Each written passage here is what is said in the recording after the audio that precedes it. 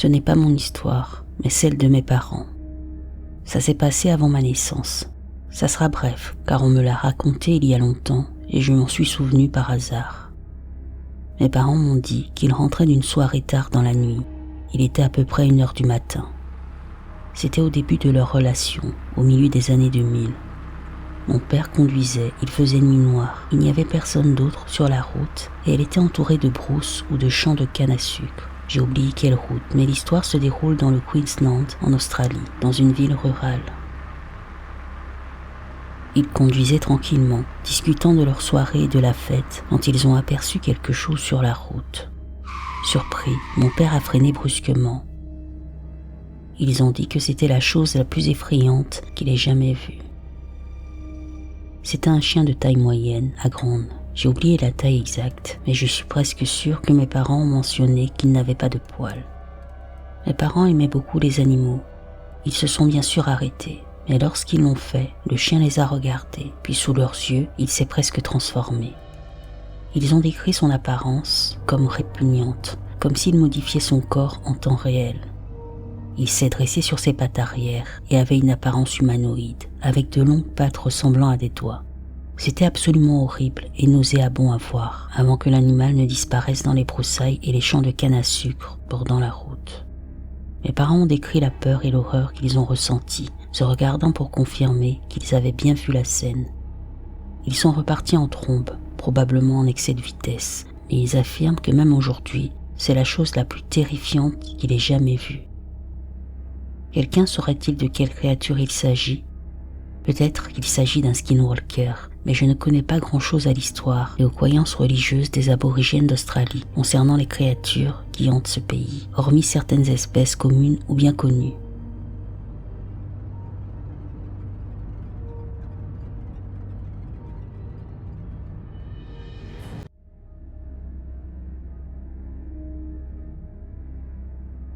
Alors je vais commencer par une remarque assez classique. Je ne me drogue pas, je bois rarement, généralement pour Noël, rarement le Nouvel An, seulement quand je suis invité à une fête. Je ne fume même pas de tabac, par contre, je suis accro au Coca-Cola. J'habite dans un quartier assez dangereux, à 2 rues de l'endroit où le métro s'est effondré à Mexico, si ça a une importance. Alors quand on sort, on prend l'habitude de regarder partout et tout le monde, et de courir au moindre signe de problème. Ceci étant, j'ai vécu aujourd'hui une rencontre très étrange. J'allais à vélo à l'épicerie du coin pour acheter, vous l'avez deviné, du Coca-Cola, des tortillas, de l'eau minérale. Je dilue le coca car je suis prédiabétique, donc je dois faire attention. Comme je devais aller dans 3 magasins différents, je ne voulais pas attacher mon vélo à un poteau ou à un banc. J'ai donc jeté un coup d'œil autour de moi pour m'assurer qu'il n'y avait personne de suspect, et je suis arrivé à la quincaillerie. Ensuite, j'ai marché avec mon vélo jusqu'à l'épicerie pour acheter les tortillas. Puis j'ai marché encore un peu jusqu'à l'épicerie du coin. Arrivé à l'entrée, j'ai regardé autour de moi, personne de suspect. J'ai donc laissé mon vélo et je suis entré. En ressortant, j'ai de nouveau regardé autour de moi et j'ai aperçu un type qui marchait. Il avait l'air un peu louche, alors je l'ai remarqué. Grand, maigre, pâle, cheveux noirs, mi-longs, un long manteau noir, des bottes et un parapluie noir. Il avait vraiment l'air d'un gothique, exactement comme un ancien collègue il y a quelques années. Je me dis, ces gens ont généralement l'air sombres exprès. Et je fais demi-tour avec mon vélo pour m'apprêter à l'enfourcher. Puis il apparaît du coin de l'œil. Je distingue ses vêtements noirs. Une mini-seconde plus tard, quand il est dans mon champ de vision, ce n'est plus un homme, mais 2 femmes petites, environ 1,50 m, un peu rondes, l'une rousse, l'autre blonde, l'une portant un pantalon noir, des chaussures noires vernies de type uniforme scolaire, une chemise à rayures rouges et jaunes et un petit sac, l'autre un jean bleu, des baskets blanches, une chemise grise et un parapluie noir, le même que celui du type. Je suis abasourdi. Je regarde le magasin, vide. Je regarde le restaurant à côté. Il commence à peine à ouvrir. Seuls les employés nettoient. Puis il y a une banque fermée et cadenassée pour le moment. Alors je demande aux employés si le grand homme est entré dans le restaurant. Ils me demandent quel grand homme. Le magasin est trop petit pour qu'on ne l'ait pas vu, et je l'aurais certainement vu entrer. Je me retourne pour regarder les filles qui traversent le coin de la rue. La rousse me regarde, puis détourne rapidement le regard quand je les regarde. J'ai failli tomber, et j'ai dû m'arrêter pour reprendre mes esprits. On vit dans un monde étrange, il y a quelque chose qui nous dépasse, c'est certain.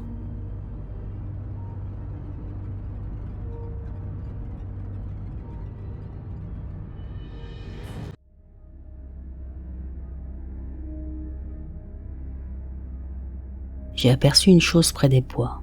Je l'appelle la chose parce que je n'ai aucune idée de ce que c'est. Ce n'était aucune des créatures que j'ai pu trouver lors de mes récentes recherches internet.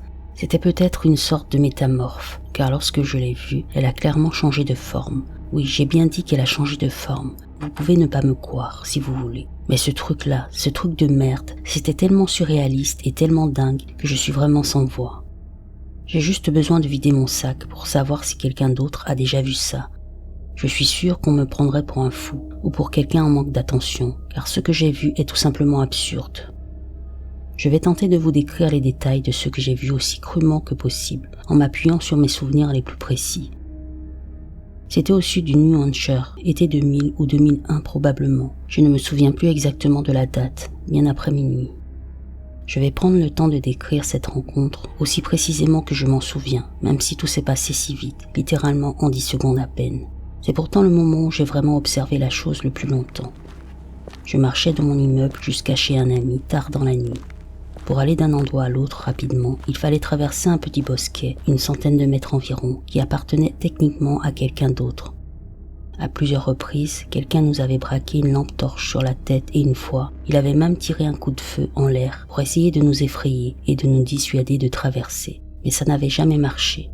Ça m'a toutefois appris à être plus discret et ce soir-là, je me suis donc faufilé silencieusement entre les arbres. Le bois se trouvait dans une vallée entre mon immeuble, quelques maisons et le quartier de mon ami. La vallée était en pente douce au milieu, entourée d'une pente abrupte. Au début, j'ai dû redescendre dans la vallée, puis remonter pour rejoindre la rue où se trouvait sa maison. Une fois sorti de la lisière, on se retrouvait sur le bord de la route. Les maisons étaient assez espacées, si bien que la nuit était très sombre, à l'exception de quelques cercles lumineux sous les lampadaires orange, peu nombreux compte tenu de la superficie.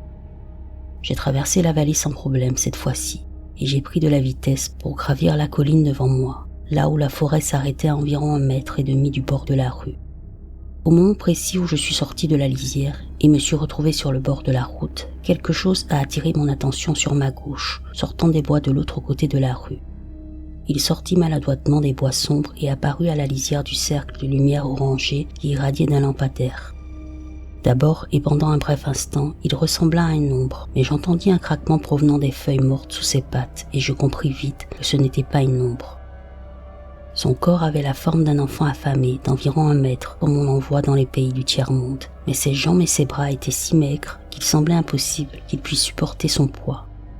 Il faisait sombre, mais de mémoire, le bout de ses mains frêles n'était qu'un moignon.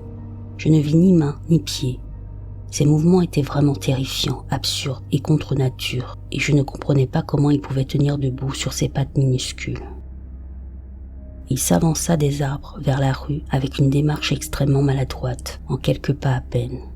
On aurait dit qu'il n'était pas censé se déplacer ainsi, mais qu'il avait pourtant trouvé le moyen d'y parvenir. La créature avait une tête en forme d'ampoule et un petit ventre, malgré la maigreur du reste de son corps. Outre sa forme et ses mouvements, elle semblait irréelle, surtout parce qu'elle ne reflétait aucune lumière lorsqu'elle s'avançait sur le lampadaire.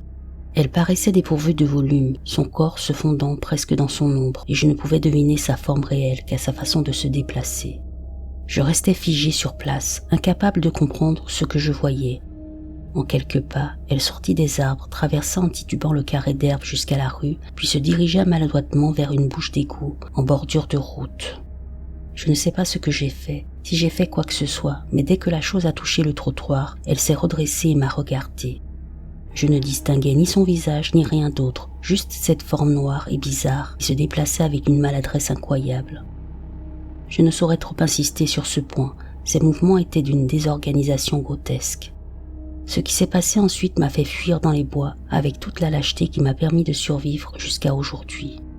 En me voyant, cette créature difforme, mi-enfant, mi-ombre, a fait un brusque demi-tour vers moi, se laissant tomber à 4 pattes et prenant alors une forme beaucoup plus animale. Je n'ai toujours aucune idée de comment décrire ce mouvement, tellement il était contre nature. Mais une fois sa transformation terminée, la chose était devenue une sorte d'ombre mi-chien, mi-chat, mi-ours. Je sais que ça paraît dingue, mais c'est la seule façon de le décrire. Elle se tenait à 4 pattes comme un prédateur, mais je ne pouvais distinguer aucune forme, car la lumière qui l'entourait était invisible. Cette chose ne s'est pas contentée de passer d'une forme humanoïde à un être humain à 4 pattes. Elle est véritablement devenue autre chose, à ce que je peux en juger.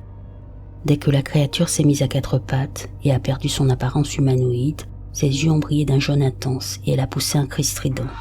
Je me souviens que la créature semblait étrangement vulnérable, presque apeurée en imitant ce son, ce qui contrastait avec la dureté et la tonalité du cri, ainsi qu'avec sa posture défensive. Tout s'est passé en quelques secondes, 10 tout au plus, depuis le moment où la chose a quitté la lisière de la forêt jusqu'à celui où elle s'est retournée, a pris une posture menaçante, a poussé un cri strident et m'a fait fuir sans réfléchir dans les bois. Je ne me suis pas arrêté, je n'ai pas regardé en arrière, je n'ai pas essayé de me faire discret, j'ai juste couru aussi vite que possible. C'est vrai, j'étais tellement terrifié que j'ai couru me réfugier dans les bois. Je ne suis jamais arrivé chez mon ami ce soir-là et je n'en ai jamais parlé à personne depuis. J'ai réussi à oublier cet épisode assez rapidement, même si je ne sais pas vraiment en quoi ma vie était si mouvementée à ce moment-là. Je suppose donc que c'est parce que j'ai fait une bêtise qui a pris le dessus sur tout le reste. Je n'aurais jamais cru voir une chose pareille de ma vie. Honnêtement, ça n'avait rien à faire dans notre réalité physique, et ça semblait même déconnecté de l'environnement, comme une image 2D superposée à un décor 3D authentique. J'ai cherché des vidéos et des témoignages d'apparitions fantomatiques, mais je ne pense pas que ce soit ça. Il n'y avait rien de surnaturel dans ce que j'ai vu. C'était là, bien réel. Je ne sais pas quoi dire d'autre. À ce stade, je pense que nos chemins se sont croisés dans une possible faille interdimensionnelle ou un saut temporel, vu le caractère surréaliste de l'expérience. Je sais que ça paraît fou, mais c'est la seule explication que j'ai trouvée pour justifier le fait que cette chose détonnait complètement dans son environnement. On aurait dit qu'elle n'était même pas faite pour bouger et se déplacer dans ce monde. La gravité aurait dû écraser ses pattes maigres sous le poids de son corps. On aurait dit une aubergine sur des cure-dents. À ce stade, je veux juste savoir si ce que j'ai vu a une explication rationnelle ou non, et je n'arrive pas à me sortir de la tête la façon dont cette chose bougeait, ni l'obscurité qui y régnait.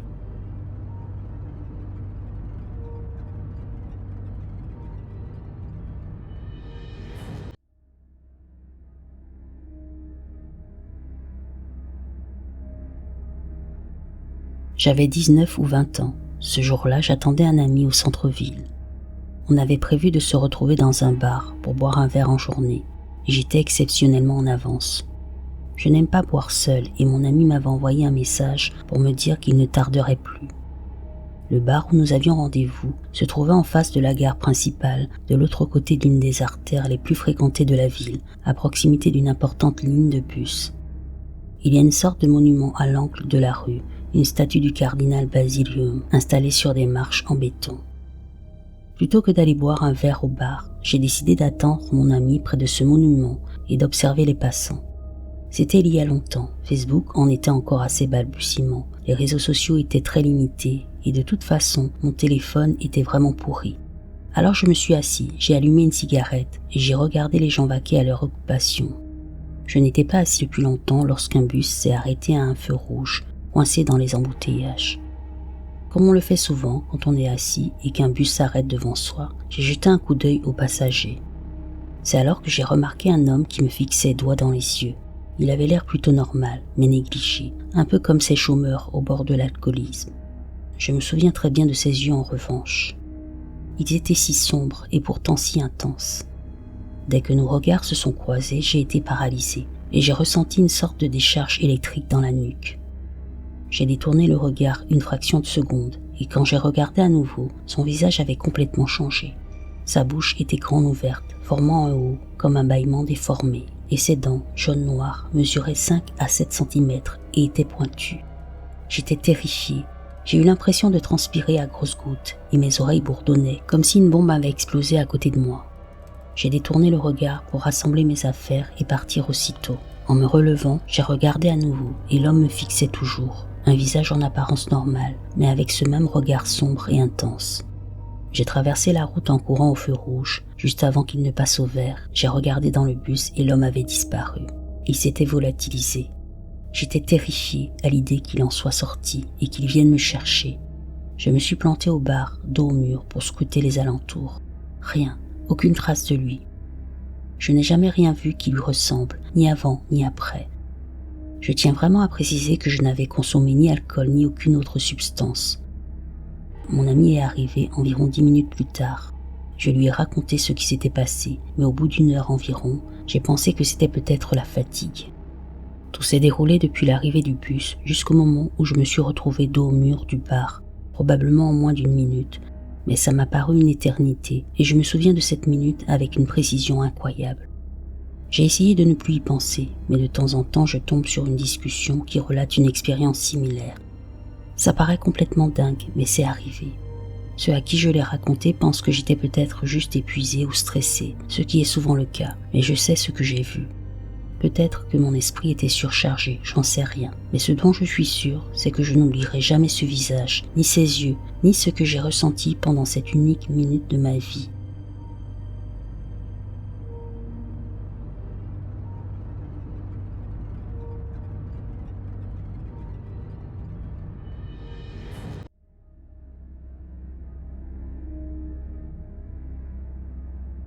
Ça s'est passé le 25 janvier 2024 à Poverty Point, site classé au patrimoine mondial de l'UNESCO en Louisiane.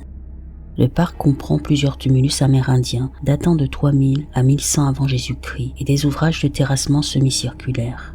Le plus haut tumulus mesure environ 6 étages et un escalier moderne permet d'accéder à son sommet. Je souhaite vous raconter les événements tels qu'ils se sont déroulés et partager mes pensées à ce moment-là. C'est une histoire vraie, c'est ce que j'ai vu. Je n'étais sous l'influence de rien, je faisais juste une pause. Encore une fois, je ne sais pas ce que ça a pu être, alors je vais le décrire comme je l'ai vu. Sur le coup, on ne réalise pas vraiment tout ce qui se passe autour de soi, et pour moi, rien n'a vraiment fait tilt avant que je sois de nouveau en sécurité dans ma voiture. Voici mon point de vue. De retour du Texas, après un déplacement professionnel, je me suis arrêté dans une station-service située près de l'Interstate, dans le nord de la Louisiane, à la sortie menant au site de Poverty Point, inscrit au patrimoine mondial de l'UNESCO.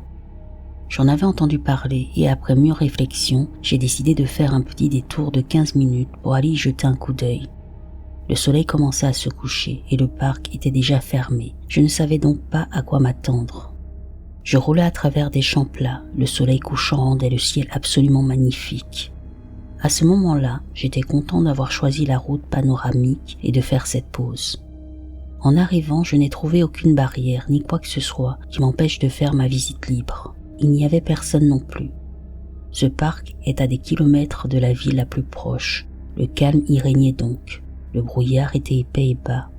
C'était l'atmosphère idéale pour un moment de recueillement. Je me suis garé devant le portail du centre d'accueil, bloquant un peu l'allée. Mais comme il était fermé, je n'ai pas pensé que ça poserait problème.